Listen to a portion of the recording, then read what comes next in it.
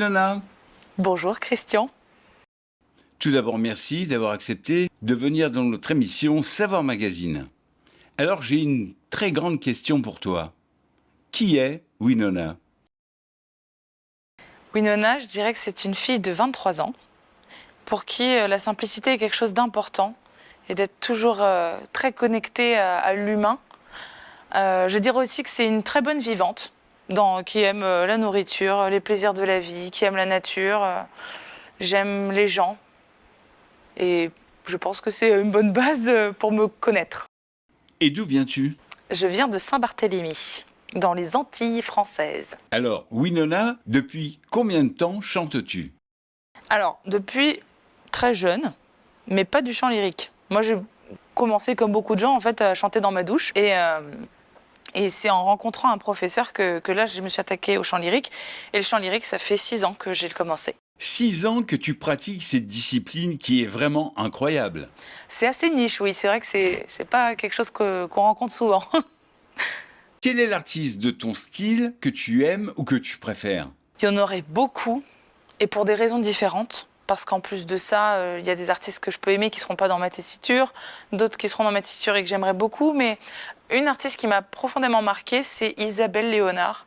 Parce que donc, c'est une mezzo-soprano qui, pour le coup, a aussi bien joué des rôles de pantalon que des rôles féminins. Et j'ai trouvé que son interprétation était très juste et qui était même, peut-être même plus important que la technique dans sa manière d'aborder le chant, j'ai trouvé. Alors, quand tu chantes, ça se passe comment? Quand je chante, il y a plein de choses à penser et en même temps rien. Le chant, c'est très paradoxal. En fait, faudrait penser avant de chanter, mais on dit souvent que les chanteurs sont bêtes au moment où ils chantent.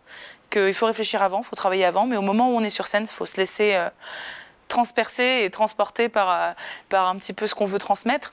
Mais je dirais que dans certains moments, on pense quand même à des aspects techniques, de se dire « Ah là, je sais que j'ai un aigu qui arrive bientôt, donc il faut que je prépare mon corps à ce qu'il soit prêt à produire ce son plus important qu'un autre. » ou quoi. Alors, Winona, où chantes-tu? Partout.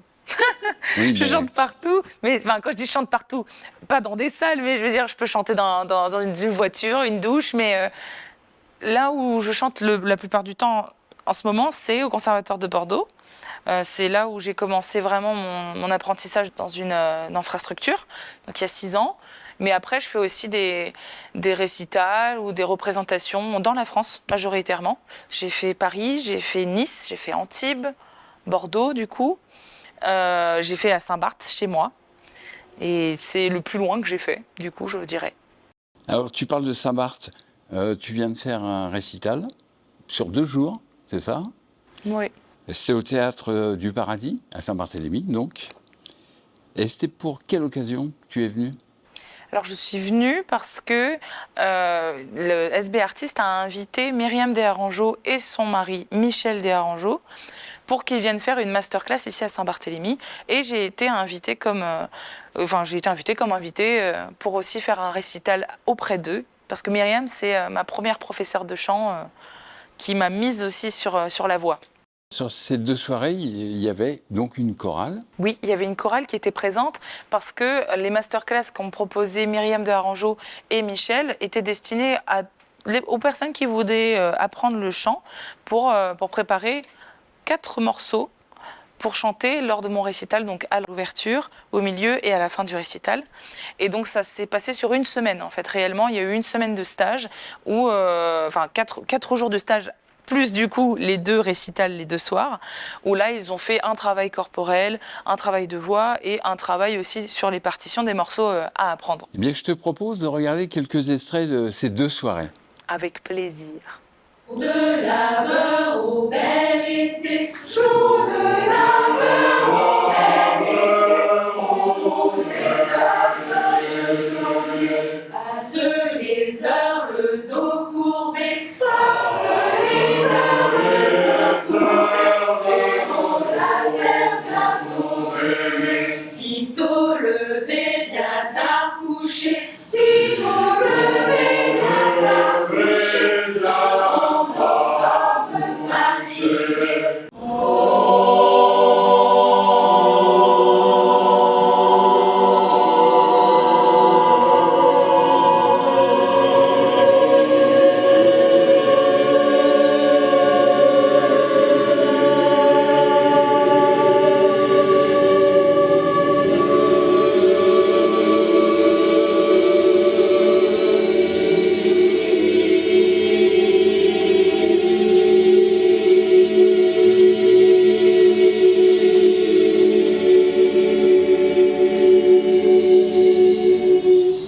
de ton répertoire, y a-t-il une chanson que tu préfères? Dans mon répertoire, je dirais que le morceau le plus amusant à faire a été La Griserie, puisque je dois incarner en fait une personne qui est totalement ivre sur scène, et j'adore ce décalage parce que le public en fait ne s'attend pas avec le chant lyrique à ce qu'il y ait quelque chose un petit peu comme ça d'étonnant, parce que c'est vrai que le chant lyrique on l'imagine comme quelque chose de très précieux, un peu inatteignable, très doux sur l'amour, et en fait ça peut traiter aussi des sujets comme l'ivresse.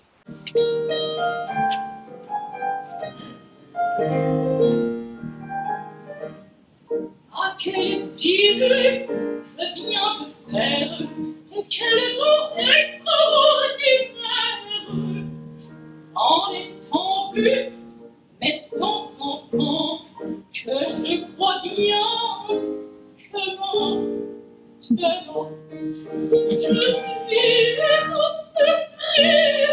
grise, déchue. Faut pas qu'on le dise,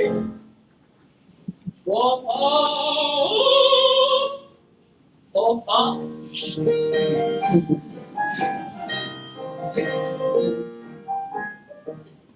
Si ma parole est un peu vague, si toute ma chose s'exaille, et si mon œil est égrillard, il ne faut s'en les donner, car je suis en grise, déchue.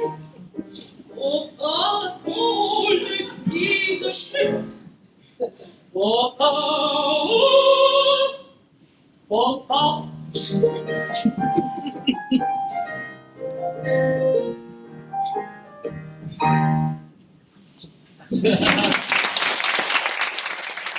As-tu un projet que tu tiens particulièrement à cœur?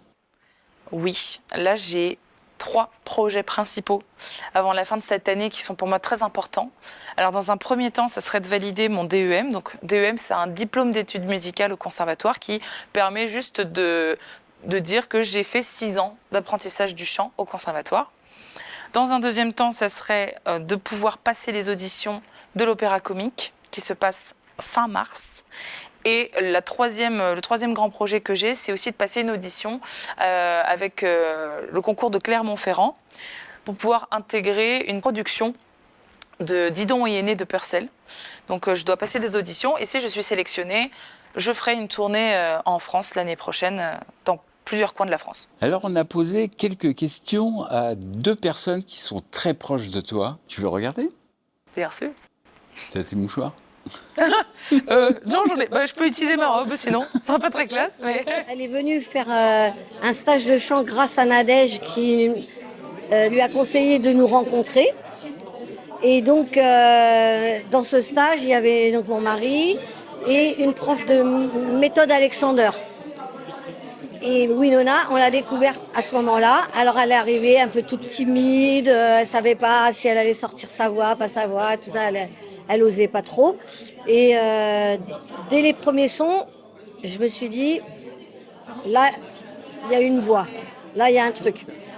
J'ai même appelé Nadège quelques temps après. Je lui ai dit, ben là, Nadège, on n'est pas devant n'importe qui. Mon mari, déjà le soir, on s'est fait un petit débrief et on a dit, ah là là, Winona, c'est quelque chose. Alors évidemment, la voix elle était encore brute, mais déjà en une semaine de stage, c'est impressionnant, tous les progrès qu'elle a fait. On a pu voir déjà, et c'est là que moi je vois dans ce genre de stage, parce qu'ils sont très intensifs et ça demande beaucoup. Et Winona a vraiment été très très assidue. Elle a essayé de faire tout ce qu'on lui demandait, à fond, à fond, à fond. Et en fait, c'est là que je vois si c'est quelqu'un, même parce que des belles voix, il y en a plein, des jeunes chanteurs, il y en a plein, mais qui ont le mental pour être artiste et pour tenir la carrière, il n'y en a pas tant que ça. Et elle, j'ai vu tout de suite qu'elle avait tout ce qu'il faut.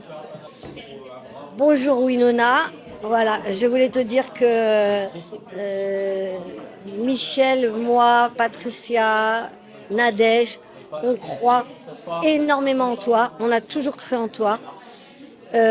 Tous les gens qui t'ont rencontré depuis des années croient en toi, parce qu'on a vu en plus à quel point tu es une travailleuse, que tu as une générosité impressionnante. Je sais au fond de moi, depuis le début que je t'ai rencontré, que tu vas être une immense artiste. Parce que dans ta voix, il y a tout. La générosité, la profondeur. Tu exprimes la douleur, tu exprimes la joie. Et il n'y a pas beaucoup de voix qui savent faire ça. Et déjà, tu sais tout faire ça. Bien, je voudrais dire que je suis tellement heureuse d'avoir reçu Winona ce soir et hier aussi. Elle était au Théâtre du Paradis et elle a, je pense, transcendé tout le public qui était là, spécialement pour elle. Ça fait depuis l'âge de 6 ans que je connais Winona. Elle était toute petite et elle avait déjà cette envie de transmettre sa gaieté, sa passion. C'était une enfant passionnée, c'était une enfant drôle et c'est resté une personne drôle, une personne drôle au sens gaie, joyeuse, transmettant le maximum d'émotions. Et ça, on le ressent encore quand elle chante, parce que je l'ai entendue les premières fois, elle a fait des progrès immenses. Depuis qu'elle a rencontré Mimi, évidemment, elle a cessé de progresser. Elle a évidemment réussi ses concours et elle va en réussir d'autres parce qu'elle a un talent que je pense, à mon niveau, je suis persuadée que ce talent-là va devenir de plus en plus prégnant, enfin, et elle va devenir l'artiste qu'elle doit être. Et je dirais à Winona que je lui souhaite le meilleur pour sa vie, comme femme, comme artiste, qu'elle réalise ce pourquoi elle est faite, parce que je crois que c'est son chemin, c'est son destin. Voilà, elle a cette qualité de donner, de transmettre des émotions, et ça, c'est une richesse. Donc, je lui souhaite le meilleur. Je suis ravie de l'avoir reçue ces 2 derniers jours. Alors Winona, pour toi, ta vision d'un monde idéal? Pour moi, un monde idéal, ce serait un monde où les êtres humains auraient beaucoup moins de possessivité, aussi bien envers les gens qu'envers les terres. C'est-à-dire que ce qui crée les guerres, souvent, c'est lorsqu'on dit « ça c'est à moi », ce qui crée des troubles dans les relations, si ça peut être la possessivité, de penser que l'autre nous appartient, alors qu'en fait, on revient en fait toujours sur ces questions de la liberté, la valeur qu'est la liberté, de soi à soi-même.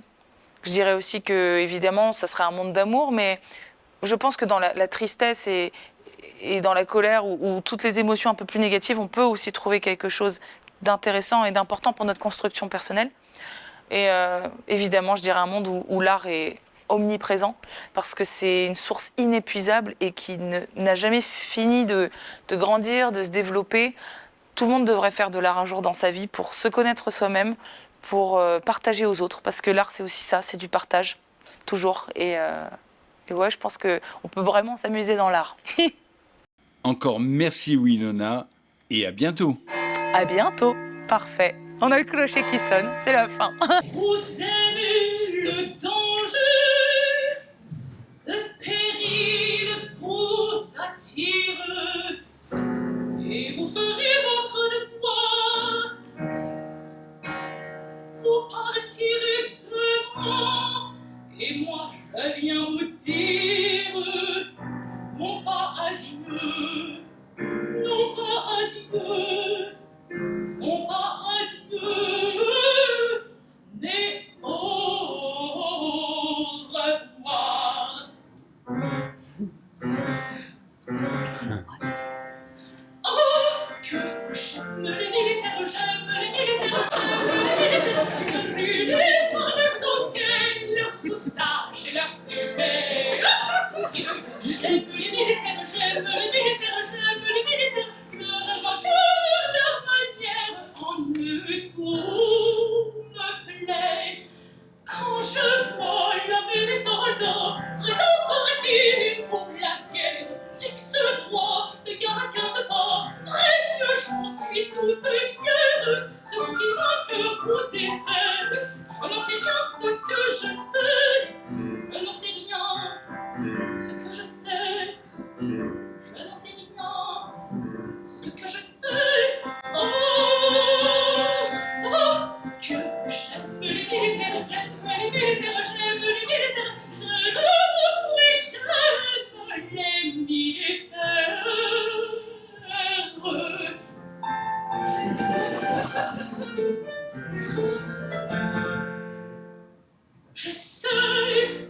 voudrais cette cantinière, près d'eux, toujours je serai, et je m'égriserai, avec vaillante et légère, au combat, je m'élancerai.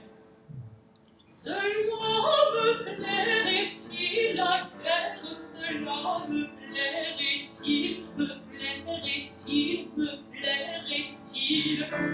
Je n'en sais rien, ce que je sais, je n'en sais rien, ce que je sais.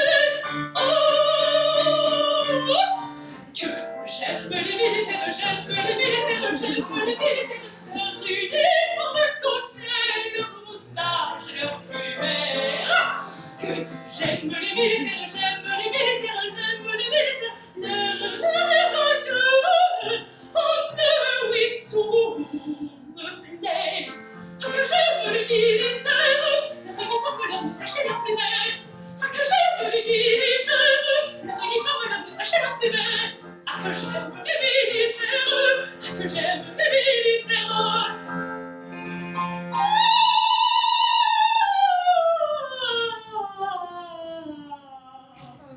Oui, j'aime les militaires.